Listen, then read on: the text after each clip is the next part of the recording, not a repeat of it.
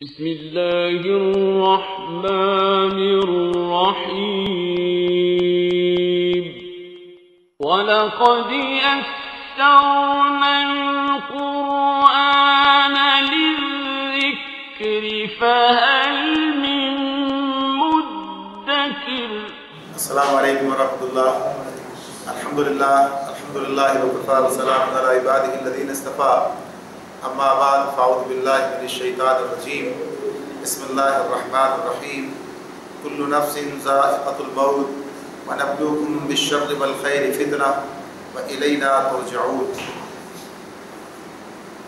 سورہ انبیاء کی آیت 35. ہر جاندار کو موت کا مزہ چکھنا ہے اور ہم اچھے اور برے حالات میں ڈال کر تم سب کی آزمائش کر رہے ہیں. آخرکار تمہیں ہماری ہی طرف پلٹنا ہے. پچھلی والی آیت میں بات ہوئی تھی اس سے پہلے کہ نبی اکرم صلی اللہ علیہ وآلہ وسلم کو مخاطب کر کے آپ کے ذریعے سے ان لوگوں کو سنایا گیا تھا جو کہ آپ کے بارے میں برے جذبات کا اظہار کر رہے تھے، یعنی گویا دوسرے معنوں میں بددعائیں دے رہے تھے اور یہ سمجھ رہے تھے کہ آپ کی وجہ سے ان کے لیے مشکلات پیدا ہو گئی ہیں. مشرکین مکہ کہ ان کے بھائی بند جو ہیں اسلام قبول کر کے انہیں چھوڑتے جا رہے ہیں، تو اس پر آپ کو بددعائیں کوسنے تانے دیتے. تو اللہ رب العالمین نے وہاں پر یہ بات ارشاد فرمائی پچھلی آیت کے اندر کہ ہم نے تم سے پہلے بھی ہمیشگی کی زندگی کسی کے لیے نہیں رکھی ہے، بلکہ معاملہ اسی طرح ہے کہ اگر تمہیں موت آئی تو کیا یہ ہمیشہ زندہ رہیں گے؟ مرنا تو ہر ایک کو ایک دن ہے ہی. لہٰذا اس طرح کی کیفیت، اس طرح کی باتیں ایک ایسے شخص کو جسے کل خود بھی مرنا ہے وہ کسی اور کے مرنے کی دعا کرے، یہ توقع رکھے یا اس کو سمجھے کہ یہ مسئلے کا حل ہے، تو یہ ایک غلط طریقہ کار ہے. اب اس کے بعد اللہ تعالیٰ موت کی حقیقت کو بیان کر رہے ہیں اس آیت کے اندر، اور پھر اس حوالے سے مزید اور رہنمائی بھی اس میں اس آیت کے اندر ہمارے سامنے رکھی جاتی ہے. اس اعتبار سے ایک اہم آیت ہے. اس میں اللہ رب العالمین نے آغاز میں ایک ہی آیت کے اندر دو مرتبہ ایک بات بیان فرمائی. پہلے کہا کل نفس ذائقۃ الموت، ہر ایک کو، ہر نفس کو موت کا مزہ چکھنا ہے، ہر جاندار کو موت کا مزہ چکھنا ہے. اس کے بارے میں کہا گیا ہے کہ ایک بات یہ کہ یہ صرف عرضی یعنی زمین پر رہنے والوں کی بات ہو رہی ہے، ان کے بارے میں بات کی جا رہی. باقی رہے ملائکہ فرشتوں کی بات ہے یا جنت کے اللہ تعالیٰ نے وہاں جو بات رکھی ہیں ان کے بارے میں کہ وہ ان کے لیے بات نہیں ہے. دوسری رائے یہ ہے مفسرین کی کہ نہیں، یہ سب کے لیے بات ہے یہ، اور ہر ایک کو کچھ دیر کے لیے، یعنی جب مرحلہ ہے قیامت کا، جب پوری دنیا کے ہوگا کہیے کہ ہر جاندار کو موت ویسے بھی آ جائے گی اپنے وقت پر جو آتی وہ اس طرح سے، لیکن قیامت کے ان سب سارے کے سارے انسان کو موت آئے گی. تو اس اعتبار سے ان کے لیے کہا گیا کہ انہیں جو ہے ایک رائے یہ تھی کہ انہیں نہیں آئے گی، دوسری رائے یہ ہے کہ نہیں، کچھ دیر کے لیے انہیں بھی آئے گی. اور بہرحال پھر اللہ تعالیٰ جس طرح چاہیں گے انہیں، اس لیے کہ کل من علیہا فان کا لفظ جو ہے ایسے بھی موجود ہے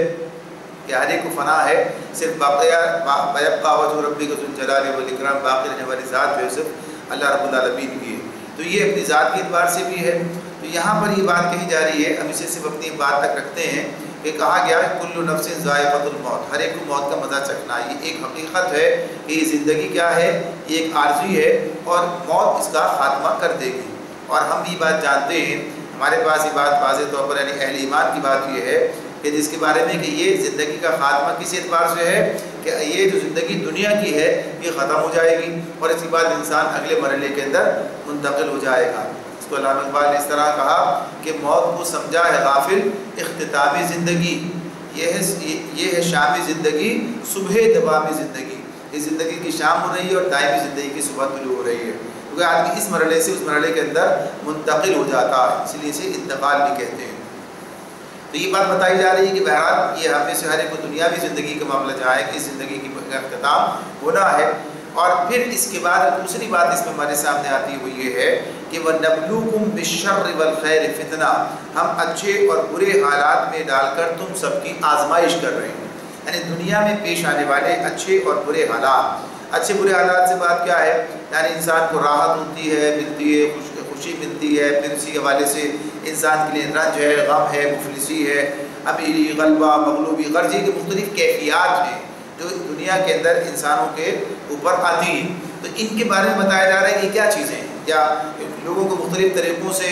زندگی میں دنیا کے اندر اللہ تعالیٰ کی طرف سے کسی کو اللہ تعالیٰ دے کے آزماتے ہیں، کسی سے جو ہے لے کر آزماتے ہیں، مختلف طور طریقے ہمارے سامنے آ جاتے ہیں۔ تو یہ بات بتائی جا رہی ہے کہ یہ سب کچھ کیا ہے، یعنی دنیا میں جو مختلف حالات ہم دیکھتے ہیں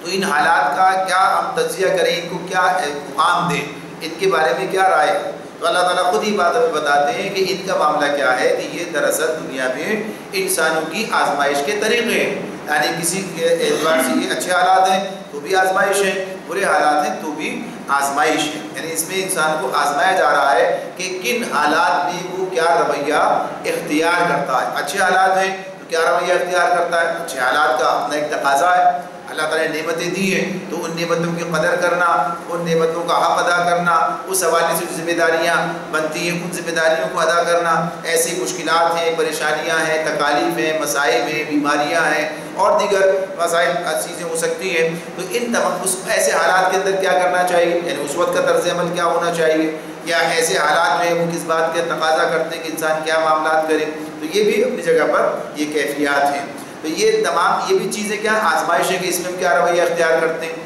اگر صبر کرنا ہے، اللہ کی رضا پر راضی رہنا ہے، یا حالات کو بدلنے کی جدوجہد کرنا ہے، جستجو کرنا ہے، یعنی یہ چیزیں انسان کے سامنے رہتی ہیں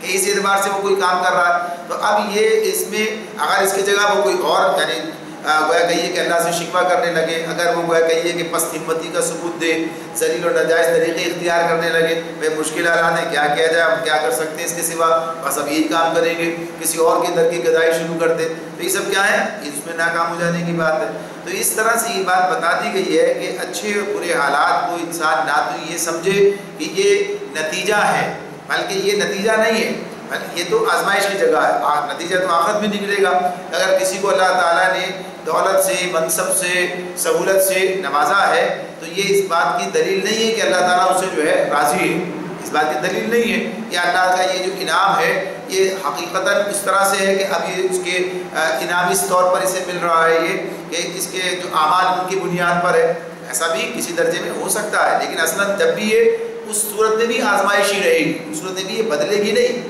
اس صورت میں بھی آزمائش رہے گی۔ جیسے ہم دیکھتے ہیں کہ ایک وقت ہوتا ہے دین غالب ہے، ایک وقت ہوتا ہے دین مغلوب ہے، غلبہ اللہ کا انعام ہے، لیکن اس وقت کی ذمہ داریاں کچھ اور ہیں۔ جب دین مغلوب ہے، جیسے آج صورتحال ہے، تو اس وقت جو ہے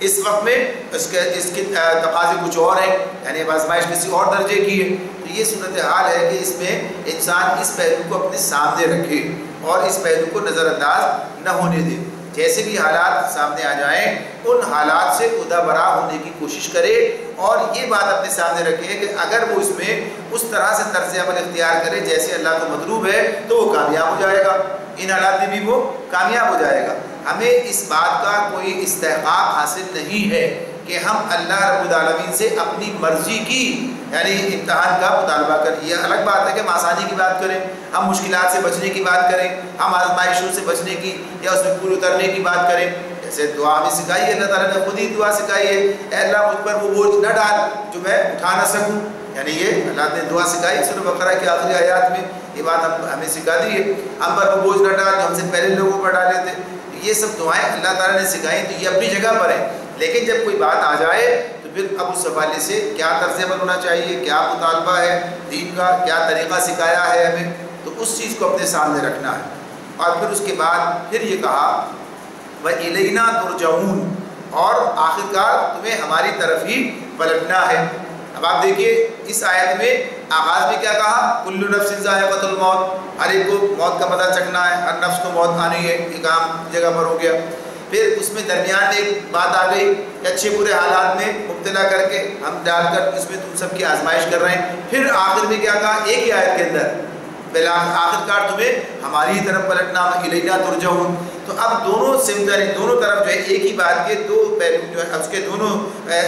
کناروں پر بات ایک بیان کی گئی کہ بالآخر تمہیں اللہ کی طرف جانا ہے۔ تو اب یہ جو جانے کی بات ہے، یہ جو چیز ہے پہلے بھی بتائی آخر بھی بتائی، یہ دو بڑے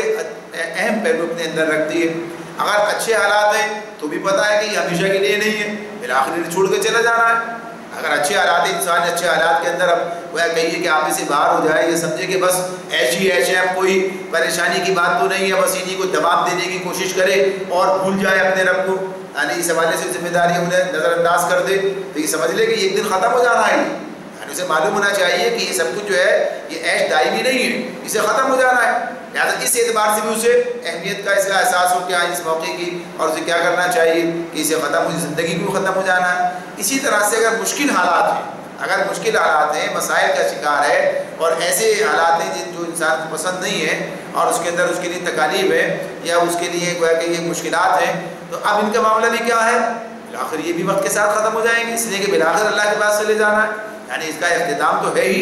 ایک تو یہی کہ اللہ رب العالمین خطبہ سے بتاتے ہیں کہ یہ سب اچھے برے حالات آتے جاتے رہتے ہیں، یعنی وہ الگ مضمون ہے، ان مع العسر یسرا، یعنی عسر کے ساتھ یسر بھی ہے، اللہ تعالیٰ خود ہی فرماتے ہیں تنگی کے ساتھ آسانی بھی ہے، مشکل کے ساتھ سہولت بھی ہے، تو یہ تو ایک الگ پہلو بتا دیا، لیکن اسی کے ساتھ ساتھ کیا ہے، بالآخر انسان کو دنیا سے چلے جانا ہے، آج نہیں کل نہیں پرسوں، بہرحال یہ کام ہو جائے گا، تو لہٰذا اس یہاں کی نہ خوشی جو ہے دائمی ہے اور نہ یہاں کا رنج دائمی ہے، لہٰذا ہمت نہیں ہارنی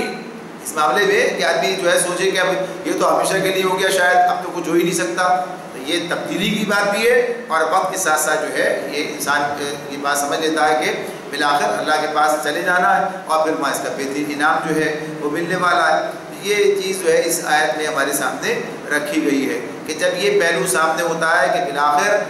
اچھے برے حالات دونوں ختم ہو جانے والے ہیں اور اللہ کے پاس پہنچنا ہے، اور وہاں پر انہی حالات میں جو طرز عمل ہم نے اختیار کیا اس طرز عمل کا نتیجہ جو ہے وہ ہمارے سامنے آئے گا، تو پھر انسان یہ کام نہیں کرتا کہ جب اچھے حالات آئیں تو فرعون بن جائے یا مشکلات آ جائیں اور پریشانیاں آ جائیں تو پھر زمین پر ڈھانک رگڑنے لگے، یعنی یہ چیزیں جو ہیں پھر اس کے اندر نہیں آئیں گی۔ پھر اس کے بعد فرمایا وَإِذَا رَآكَ الَّذِينَ كَفَرُوا إِن يَتَّخِذُونَكَ إِلَّا هُزُوًا أَهَذَا الَّذِي يَذْكُرُ آلِهَتَكُمْ وَهُمْ بِذِكْرِ الرَّحْمَنِ هُمْ كَافِرُونَ۔ یہ منکرین حق جب تمہیں دیکھتے ہیں تو تمہارا مذاق بنا لیتے ہیں، کہتے ہیں کیا یہ ہے وہ شخص جو تمہارے الہوں کا ذکر کیا کرتا ہے، اور ان کا اپنا حال یہ ہے کہ رحمان کے ذکر سے منکر ہیں۔ تو اب یہاں جو بات ہو رہی ہے یہاں پر پھر اسی طرف موضوع واپس پلٹ گیا ہے کہ ان منکرین کا مشرکین کا جو طرز عمل تھا اس طرز عمل کی طرف جو ہے متوجہ کیا گیا، بتایا گیا کہ کیا کرتے ہیں، ان کا کیا طرز عمل ہے۔ اللہ تعالیٰ اس پر تنقید بھی کر رہے ہیں، انہیں سمجھاتے بھی ہیں کہ ذرا سوچیں کہ کر کیا رہے ہیں۔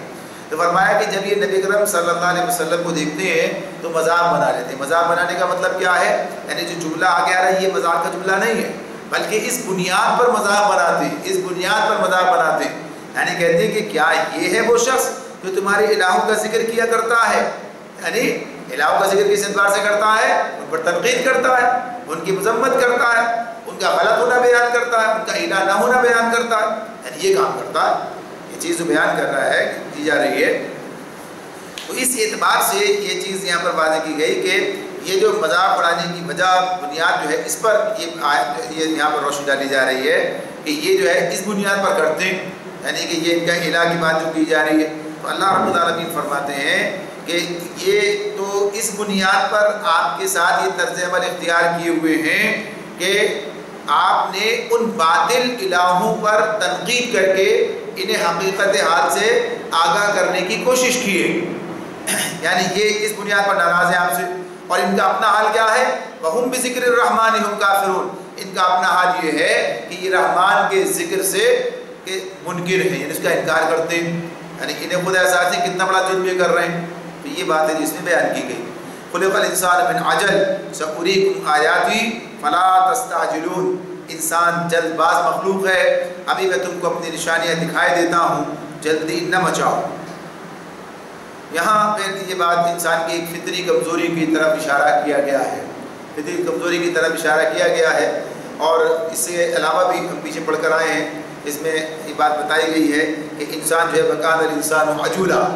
یہ سورہ بنی اسرائیل میں یہ بات آئی تھی ہمارے سامنے کہ انسان جلد باز واقع ہوا، وَكَانَ الْإِنسَانُ عَجُولًا، تو یہ ایک الگ پہلو تھا، یعنی اس حوالے سے کہ انسان کی ایک کمزوری جو ہے وہ بیان کی گئی، اور یہاں پر بھی اسی بات کے ایک اور انداز سے کہا گیا خلق الانسان من عجل، کہ انسان جلد باز مخلوق ہے، یعنی وہ جلد بازی سے بنایا گیا ہے، تو اس انداز سے کہنا ہے کہ یعنی اس کی فطرت میں یہ چیز موجود ہے اس کے اندر۔ اچھا، اب یہ جو عجلت کا معاملہ ہے، یعنی عجلت کا مطلب کیا ہوتا ہے، وقت سے پہلے کوئی کام کرنا، کوئی چاہنا کسی بارے میں اجرت ہے۔ قرآن مجید میں دو جملے اور ہمارے سامنے آتے ہیں اہل ایمان کے لیے جہاں پر یہ بات کہی گئی۔ ایک تو کہا کہ سارعو یعنی سرعت کی بات کی، ایک کہا سابقو مسابقت کی بات کی۔ اب یہ سرعت اور مسابقت جو ہے اس کا تعلق جلد بازی سے نہیں ہے، اجرت سے نہیں ہے، یعنی یہ سرعت کا معاملہ ہے، یعنی آدمی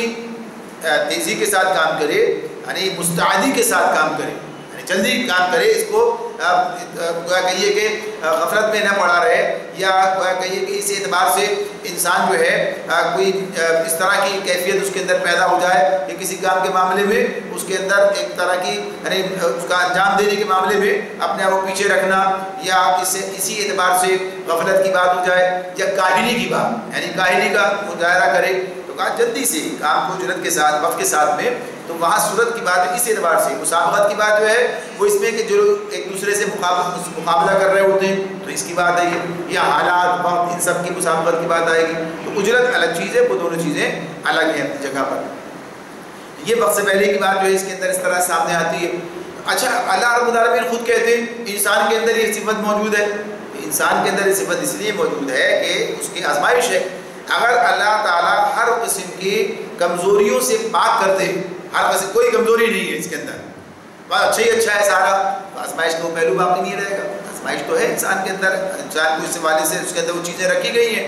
اور بعض اوقات اس کے فوائد بھی کسی اور طرح سے ہوتے ہیں۔ اب جس طرح سے سورہ معارج میں کہا خلق الانسان ہلوا، انسان تھڑدلا پیدا کیا گیا، اذا مسہ الشر جزوع واذا مسہ الخیر منوع الا المصلین، الا المصلین الذین هم علی صلاتهم دائمون۔ وہاں کہا کہ کوئی مشکل آ جائے تو جزا فضا کرنے لگتا ہے، اللہ تعالیٰ نماز دے تو پھر کیا کرتا ہے، پھر بخل کرنے لگتا ہے، منع کرنے لگتا ہے۔ لیکن وہ لوگ اس عیب سے بچے ہوئے ہیں جو نماز پڑھنے والے اور نمازوں کی حفاظت کرنے والے، ہمیشہ صلاۃ دائم کی بات کی کہ دائمی نماز پڑھنے والے ہیں، صلاۃ دائم کو اختیار کرتے ہیں۔ اب وہاں بتائے کمزوری جو ہے اسے دور کرنے کا طریقہ کیا ہے، یعنی اللہ تعالیٰ نے اگر کوئی چیز بتائی کہ فطری طور پر یہ چیز موجود ہے، اب اسے قابو میں لانے کا طریقہ یہ ہے، یہ بتا دیا گیا، اشتعال ہے اسے قابو میں لانے کا طریقہ بتا دیا گیا، یہ ہے۔ تو اس طرح تما ہے اس کے لیے اس کا صحیح رخ جو ہے متعین کر دیا گیا، کس معاملے میں تمہیں اس طرف جانا چاہیے، انسان رشک کا اختیار کرتا ہے دوسروں پر، تو کن معاملوں میں کرنا چاہیے، کس میں نہیں کرنا چاہیے۔ تو یہ پہلو سب اللہ تعالیٰ نے بتائے ہیں، وہ اسی وقت ہے کہ جب انسان اس کو پڑھتا ہے، سمجھتا ہے، اس راستے پر آتا ہے تو اپنی کمزوریوں پر قابو پا لیتا ہے، اپنی کمزوریوں پر قابو پا لیتا ہے۔ اور اگر وہ اس کے سوا دوسرے راستے اختیار کر لے تو یہی کمزوریاں جو ہیں اس کے اوپر حاوی ہو جاتی ہیں، اس کے اوپر حاوی ہو جاتی ہیں اور اس کی زندگی غلط کر کے رکھ دیتی ہیں۔ یہ ہے بنیادی فلسفہ جو اللہ تعالیٰ نے ہمارے سامنے رکھ دیا۔ تو یہاں بھی کیا کہا، یہاں تو کسی اور حوالے سے بات ہو رہی ہے کہ یہ انسان جو ہے بڑا جلد باز واقع ہوا ہے، ابھی میں تم کو اپنی نشانیاں دکھائی دیتا ہوں، جلدی نہ مچاؤ۔ یعنی یہ لوگ جو عذاب مانگ رہے تھے، مسئلہ ان کا تھا کہ یہ بڑی اچھی چیز کو مانگنے کی بات ہے، یعنی اس معاملے میں اجرت جو ہے ان کے اندر پیدا ہو گئی کہ بس جلدی سے حساب چکا دیا جائے، بس اگر بات صحیح ہے تو لے آؤ عذاب، کام ہو جائے ختم، لے آؤ قیامت، لے آؤ یہ اس طرح سے جو جس چیز کی طرف جس سے تم ہمیں ڈراتے ہو۔ تو اللہ تعالیٰ فرماتے ہیں جلدی مت بچاؤ، یہ وقت پر آنے والا ہے۔ وَيَقُولُونَ مَتَىٰ هَٰذَا الْوَعْدُ إِن كُنتُمْ صَادِقِينَ۔ پھر بتایا یہ لوگ کہتے ہیں آخر یہ دھمکی کب پوری ہوگی اگر تم سچے ہو۔ اللہ تعالیٰ فرماتے ہیں لَوْ يَعْلَمُ الَّذِينَ كَفَرُوا حِينَ لَا يَكُفُّونَ عَنْ وُجُوهِهِمُ النَّارَ وَلَا عَنْ ظُهُورِهِمْ وَلَا هُمْ يُنصَرُونَ۔ فرمایا کاش ان کافروں کو اس وقت تک کچھ علم ہوتا، یعنی جس کے لیے جلدی بچا رہے ہیں اس کے بارے میں اللہ تعالیٰ فرماتے ہیں کاش انہیں اس وقت تک کچھ علم ہوتا کہ جب یہ نہ اپنے منہ آگ سے بچا سکیں گے، نہ اپنی پیٹھیں، اور نہ ان کو کہیں سے مدد پہنچے گی، یعنی ایسی کوئی صورت بن جائے کوئی آ جائے مدد کرنے بچانے، ایسا بھی نہیں ہوگا، اور یہ اپنے آپ کو بچانے سے خود بھی قاصر ہوں گے نہیں۔ جب عذاب کے اندر مبتلا ہو جائیں گے، جب یہ عذاب ان کے اوپر آ جائے گا، وارد ہو جائے گا، جہنم کی بات ہے کہ اس میں بتا دیا گیا، تو اس میں یہ بات واضح طور پر بتا دی گئی ہے کہ جب یہ صورتحال آئے گی، یہ صورتحال سامنے آ جائے گی تو وہ کوئی ان کے لیے اچھا وقت نہیں ہوگا کہ جس کا انتظار کیا جائے، جس کی کوئی تمنا کی جائے، یعنی یہ تو بڑی مشکل کا معاملہ ہوگا، جبکہ خبر یہ دی جا رہی ہے کہ عذاب ہے۔ اب اس کا امکان تو اپنی جگہ موجود ہے، اگر یہ کوئی اس پر ایمان نہیں لاتا تو جہاں ایمان نہیں لاتا تو اس کے پاس اس کی کوئی دلیل نہیں ہے کہ ایسا یہ واقعہ وقوع پذیر نہیں ہو سکتا، یعنی اس کے لیے دونوں باتیں ہو بھی سکتا ہے نہیں بھی ہو سکتا، یعنی اس کے پاس کوئی دلیل تو ہے ہی نہیں، علم تو اس کے پاس کوئی ہے نہیں، نبی کے پاس یہ علم ہے، اس بنیاد پر وہ کہتا ہے کہ یہ کام ہوگا، اس کا نتیجہ۔ تو ایسی چیزوں کی تمنا کیا کرنا، ایسی چیزوں کا انتظار کیا کرنا، ایسی چیزوں کے بارے میں مطالبہ کیا کرنا کہ جو اپنی تباہی کی طرف دعوت دے، اس بات اس کا اعلان کر رہی ہوں۔ تو یہ بات بتائی جا رہی ہے، بل تأتیہم بغتۃ فتبہتہم فلا یستطیعون ردھا ولا هم ینظرون۔ وہ بلا اچانک آئے گی اور انہیں اس طرح یکلک دبوچ لے گی کہ یہ نہ اس کو دفع کر سکیں گے اور نہ ان کو لمحہ بھر مہلت مل سکے گی، یعنی یہ اسے ختم کر دے، ڈال دے، یہ ان کے بس کی بات نہیں ہے۔ یا چلو اب تو دیکھ لیا ہم نے، اب مہلت مل جائے، اب ٹھیک کر لیتے معاملہ، مہلت بھی نہیں ملے گی۔ جب یہ عذاب آ گیا تو مہلت بھی نہیں ہے اور نہ کوئی ان کے پاس ایسا طریقہ ہے کہ یہ اس کو ٹال سکے، اس کو اپنے آپ سے ہٹا سکیں، اپنے آپ کو وہاں سے الگ کر سکیں، اس سے اپنے آپ کو بچا سکیں۔ وَلَقَدِ اسْتُهْزِئَ بِرُسُولٍ مِّن قَبْلِكَ فَحَاقَ بِالَّذِينَ سَخِرُوا مِنْهُم مَّا كَانُوا بِهِ يَسْتَهْزِئُونَ۔ فرمایا مذاق تم سے پہلے بھی رسولوں کا اڑایا جا چکا ہے، مگر ان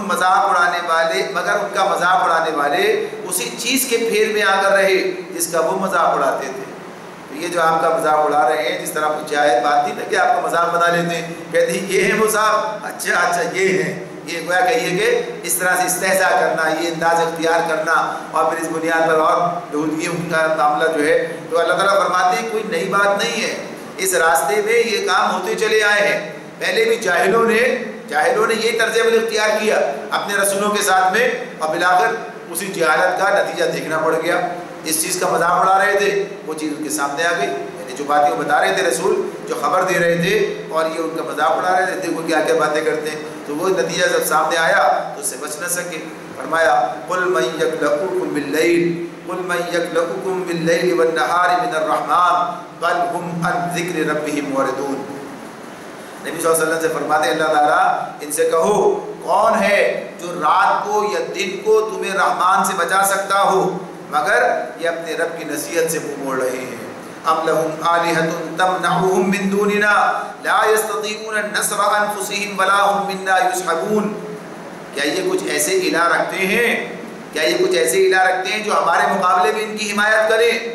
وہ تو نہ خود اپنی مدد کر سکتے ہیں اور نہ ہماری تائید ہی ان کو حاصل ہے۔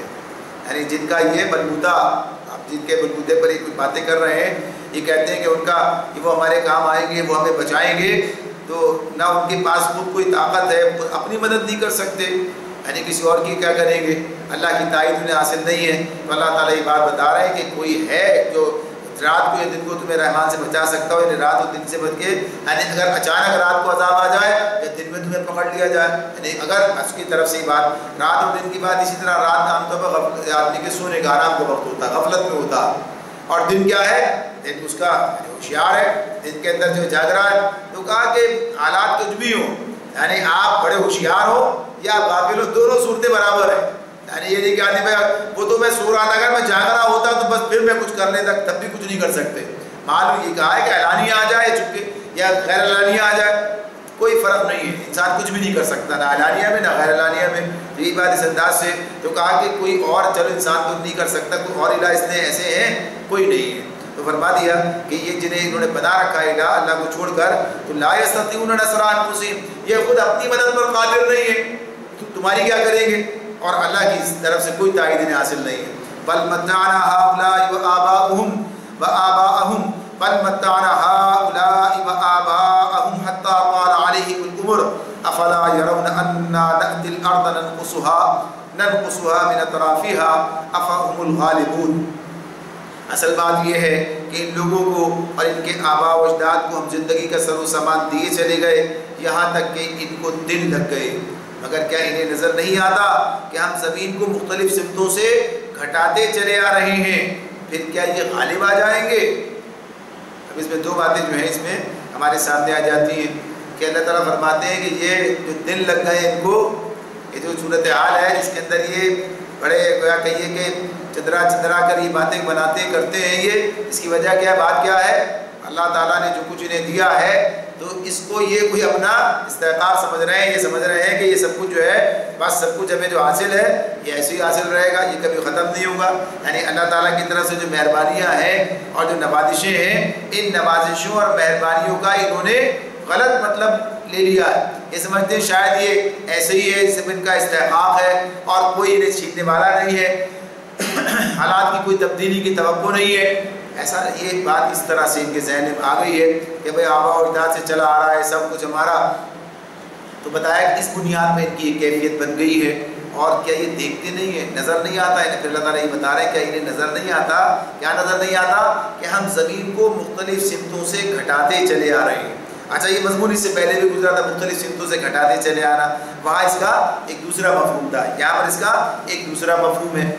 حالانکہ دونوں کے اندر بات ایک ہی ہے. زمین کو مختلف سمتوں سے گھٹاتے یعنی انسان کا چیزوں اپنے آپ کو اپنے پابند محسوس کرتے چلے جانا، چیزوں کا اس کے اختیار سے باہر ہوتے چلے جانا. یعنی وہاں تو اس طرح پہلے جو بات ہوئی تھی کہ جب یہ دیکھتے ہیں کہ اس دین کا پھیلاؤ جو ہے وہ بڑھتا جاتا ہے اور ان کے لیے چیزیں محدود ہوتی چلی جاتی ہیں. یہ دیکھتے ہیں کہ اب دنیا میں مختلف سمتوں میں یہ دین یعنی جہاں خود عرب کے اندر بھی جہاں پر عبادت ہے مختلف قبیلوں کے اندر اسلام کی دعوت پھیل رہی ہے. اب یہ اسلام جو آگے بڑھ رہا ہے اور آگے بڑھنے کا مطلب اسلام کے اللہ کا دین ہے. اللہ کا دین جب غالب آ رہا ہے تو کیا کہیے کہ اسی اعتبار سے اللہ ہی چلا آ رہا ہے. یعنی اس کا جو بات کہنی اس نے کہا کہ اللہ ہی چلا آتا ہے، اللہ ہم مختلف سمتوں سے گھٹاتے چلے آ رہے ہیں. دوسرا کہا تھا مختلف سمتوں سے ہم چلے آ رہے ہیں، تو اس سے مراد کیا ہے کہ یہ تو گھٹاتے بھی کم کرتے ہوئے اور محدود کرتے چلے آ رہے ہیں. تو وہاں پر اس اعتبار سے تھا کہ اسلام کا جو یہ عروج ہے جس کا آگے بڑھنا ہے کہ تم دیکھ رہے ہو کہ یہ بالآخر ایک دن اپنے کمال کو پہنچے گا اور تمہارا معاملہ ختم ہو جائے گا. یہاں پر اس اعتبار سے کہا گیا کہ یہ جو کچھ تم دیکھتے ہو کہ تمہیں زمین میں ایک ایسے قادر مطلق کی کار فرمائی نظر آتی ہے. کبھی کوئی سیلاب آ جاتا ہے، کبھی کوئی قحط پڑ جاتا ہے، کبھی کوئی طوفان آ جاتا ہے، کبھی تم بیمار ہو جاتے ہو، کبھی تمہارے بڑے بڑے لوگ جو ہے پتہ چلتا ہے موت آ گئی، یہ انہیں بلایا یعنی تمہارے سارے پشتمان ختم ہو گئے. تو یہ سب چیزیں جو آتی ہیں یہ کس کی بنیاد پر ہے؟ یہاں پر یہ بات بتائی جا رہی ہے کہ اس طرح سے پھر ایسے بھی حالات پیدا ہوتے ہیں، ایسے وبائیں آ جاتی ہیں، بڑی بڑی تعداد میں لوگ مر جاتے ہیں، بستیاں تباہ ہو جاتی ہیں، معیشت تباہ ہو جاتی ہے، حالات بالکل قابو سے باہر ہو جاتے ہیں، پیداوار گھٹ جاتی ہے، تجارتوں میں کساد بازاری بڑھ جاتی ہے. غرض یہ کہ انسانی وسائل میں کمی واقع ہوتی ہے. یہ سب کون کر رہا ہوتا ہے؟ کس کی طرف سے یہ ساری باتیں؟ یعنی انسان بڑی ترقی کرتا ہے. اب آپ دیکھیے ایک اور بات ہمارے سامنے ہے، انسان نے طبی طور پر یعنی میڈیکل میں کتنی ترقی کی ہے. اس نے جتنی ترقی کی ہے پتہ چلتا ہے نئے نئے امراض سامنے آتے چلے جا رہے ہیں. یعنی اس نے یہ قابو نہ پا سکا وہ کہ لوگوں کو مرنے سے جو ہے روک دیا جائے، یعنی یہ کام کر لیا جائے. بظاہر انسان کہتا ہے کہ ہاں صاحب ہم نے اتنا یعنی طویل عمری جو ہے حاصل ہو گئی ہے. اللہ نے جتنی عمر رکھی اتنی ہی بڑھنا. تو یہ دیکھتے ہیں ہر مقام پر ہر جگہ ہر علاقے میں آپ یہ دیکھیں گے کہ طویل عمر پانے والے لوگ بھی ہیں اور جلدی جا میں چلے جانے والے لوگ بھی ہیں. اس طرح سے بیماریوں تو یہ نئی نئی بیماریاں نئی نئی چیزیں انسان کے اس سے باہر نہیں ہے کہ کہے کہ جو ہے وہ اس سے بچ جائے گا اور اس کے اندر جو ہے اسے کوئی اختیار حاصل ہو گیا ہے. تو یہ انسان اپنا سارا زور لگا کر بھی اپنے جو مقدر ہے اسے روک نہیں سکتا، نقصانات سے اپنے آپ کو بچا نہیں سکتا. یہ بات جو اس میں واضح طور پر بیان کی گئی ہے کہ اللہ تعالیٰ کی طرف سے یہ جو پکڑ کی بات ہے، سمتوں کو گھٹانے کی بات ہے، یہ چلی آ رہی ہے. اس کے بعد فرمایا اللہ تعالیٰ نے کہ جب دوسرے نہیں ہیں تو کیا یہ غالب آ جائیں گے؟ یعنی کیا یہ اللہ پر اللہ کے فیصلے پر یا اللہ کی طرف سے جب کوئی عذاب آئے گا اس پر غالب آ جائیں گے؟ ممکن نہیں ہے. قل انما انذرکم بالوحی ولا يسمع الصم الدعاء اذا ما ينذرون. آپ ان سے کہہ دیجئے کہ میں تو وحی کی بنا پر تمہیں متنبع کر رہا ہوں. ہے جو ہے انما میں تو صرف معاملہ کیا ہے انذرکم بالوحی، اس وحی کی طرف کی بنیاد جو اللہ کی طرف سے آ رہی ہے میں تمہیں متنبع کر رہا ہوں، مگر بہرے پکار کو نہیں سنا کرتے جبکہ انہیں خبردار کیا جائے.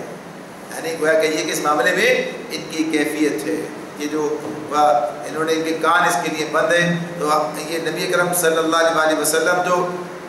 اپنے طور پر انہیں بتا رہے ہیں، بات سمجھا رہے ہیں، لیکن یہ اپنے فائدے کی بات سننے کے لیے تیار نہیں ہے. وَلَئِن مَسَّتْهُمْ نَفْحَةٌ مِّنْ عَذَابِ رَبِّكَ لَيَقُولُنَّ يَا وَيْلَنَا إِنَّا كُنَّا ظَالِمِينَ.